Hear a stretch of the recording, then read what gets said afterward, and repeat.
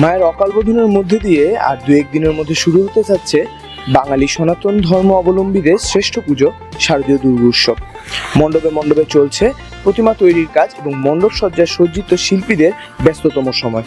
তাই শারদীয় দুর্গোৎসব নারায়ণগঞ্জে প্রস্তুত তাদের প্রতিবারের আয়োজন নিয়ে পূজা প্রস্তুতি 2024-এর আজকের পর্বে আজ আমরা এসে উপস্থিত হয়েছি উকিলপাড়া হুঁশিয়ারি পূজা কমিটির পূজা মণ্ডপে।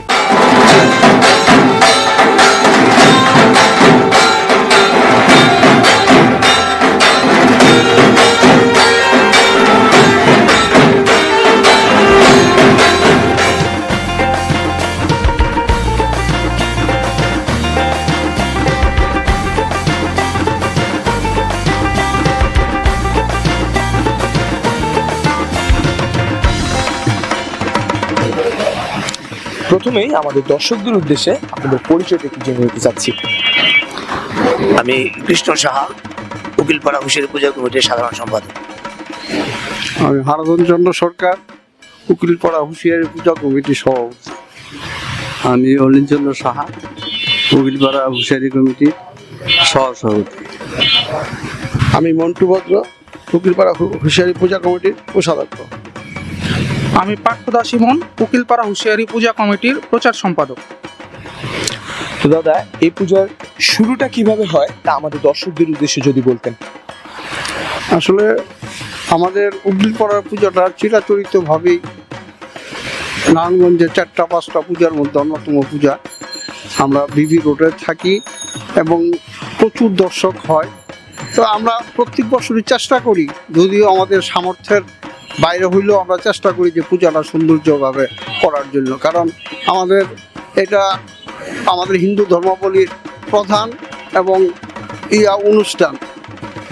মেয়েরা, মহিলারা, বাচ্চারা আনন্দ করে, অন্য সময় তো করতে পারে না। যাই হোক, আমাদের সামর্থ্যের বাইরে হইলেও আমরা চেষ্টা করি যাতে এটা আমরা সুন্দর করে তোলার চেষ্টা করি আর কি। এবছর আপনারা মায়ের কততম পূজা আয়োজন করতে যাচ্ছেন? এবছর আমাদের মায়ের 72তম আমরা দুর্গোৎসব পালন করতে যাচ্ছি। এবছর আপনাদের প্রতিমা শিল্পী হিসেবে কে নিয়োজিত রয়েছে?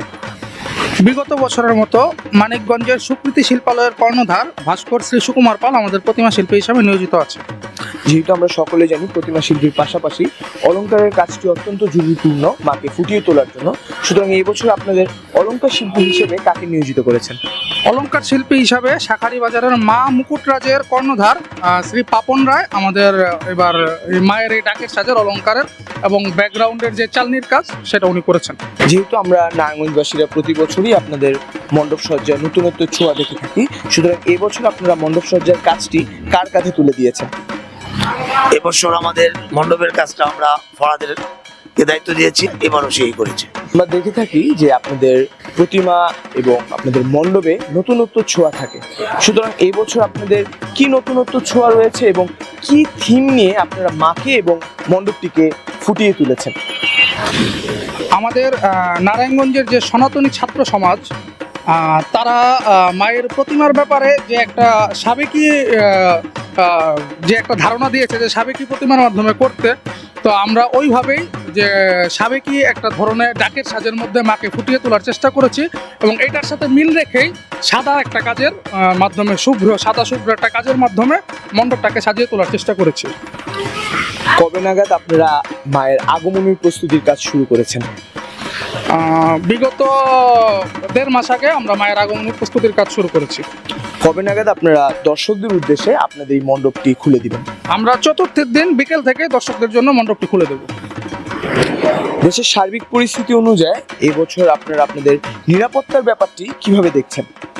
এবছর আমরা আমাদের নিজস্ব ভলেন্টিয়ার আমরা ওইভাবে সেট করতেছি যাতে পূজার দর্শনার্থীদের যারা আমাদের উকিলপাড়া হুঁশিয়ারি পূজা মন্দিরে পূজা দেখতে আসবে তারা যাতে সুন্দর শৃঙ্খলাভাবে এবং পূজা দেখতে পারে, ওইভাবে আমাদের পর্যাপ্ত পরিমাণ আমরা ভলেন্টিয়ার আমরা নিজেরা সেট করতেছি।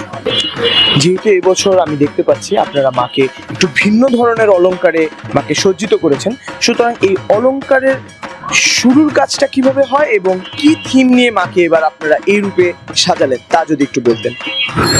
আসলে দেশের এই সার্বিক পরিস্থিতির কথা বিবেচনা করে নারায়ণগঞ্জ সনাতনী ছাত্র সমাজের যে দাদারা যে দফাগুলো দিয়েছিল, এর মধ্যে প্রথম এবং প্রধান দফা ছিল যে প্রতিমার শালীনতা বজায় রাখা।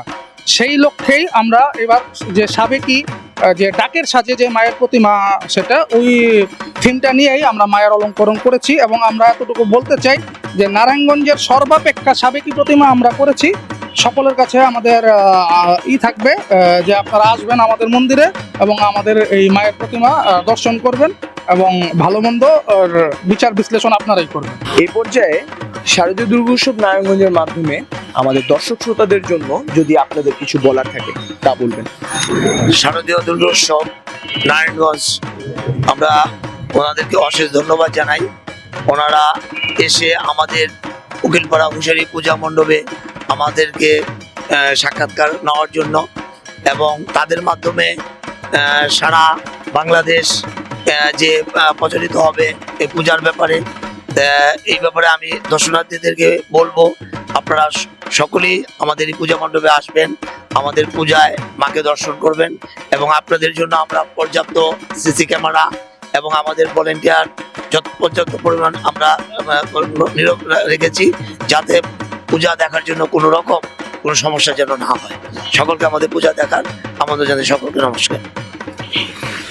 হ্যাঁ, আপনারা আমাদের বিনীত অনুরোধ সবাই শান্তি শৃঙ্খলা বজায় রাখবেন, হ্যাঁ, মার দর্শন করবেন, মার আশীর্বাদ লাভ করবেন, এই আমাদের প্রত্যাশা। আমি মার কাছে বলবো আমরা যেন মার চরণে পুষ্পাঞ্জলি দিতে পারি শান্তিমতো, এবং এটা যেন সুন্দরভাবে আমরা সবাই সম্মিলিতভাবে দর্শকদেরকে আনন্দ দিতে পারি, নিজেরও যেন আনন্দ পাই। মার কাছে আমাদের এই প্রার্থনা। আমি শারদীয় দুর্গোৎসব নারায়ণগঞ্জ ওনাদেরকে ধন্যবাদ জানাই। ওনাদের মধ্যে আমি বলতে চাই, আপনারা যারা সাধারণ দর্শনার্থী আছেন তারা আমাদের দুর্গাপূজা এসে দেখবেন এবং আমাদের পুরা সিসি ক্যামেরা এবং ভলান্টিয়ার সুন্দর করে নিয়োগ করা আছে, কোনো সমস্যা হবে না।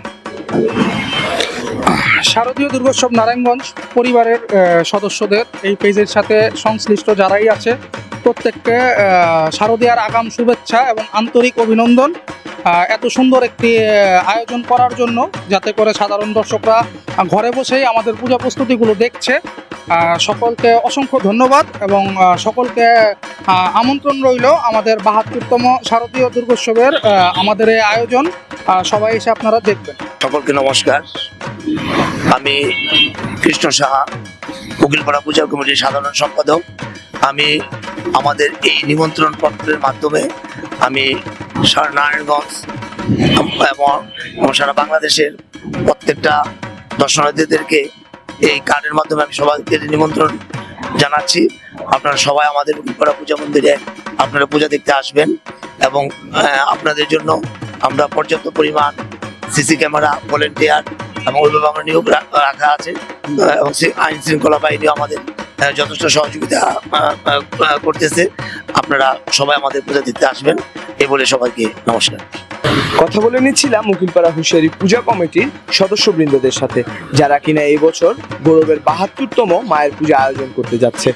শারদীয় দুর্গোৎসব নারায়ণগঞ্জ আয়োজিত পূজা প্রস্তুতি ২০২৪-এর আজকের পর্বটি এখানেই সমাপ্ত করছি। দেখা হবে অন্য কোনো পর্বে অন্য কোনো কমিটির সদস্যবৃন্দদের সাথে। ততক্ষণ পর্যন্ত শারদীয় দুর্গোৎসব নারায়ণগঞ্জের পাশেই থাকুন। ধন্যবাদ।